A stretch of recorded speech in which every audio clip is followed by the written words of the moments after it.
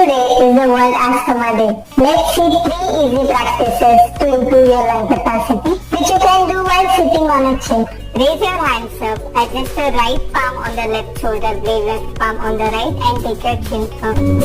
Now deep breathing exercise. As you inhale, lift your arms up. As you exhale, bring them down.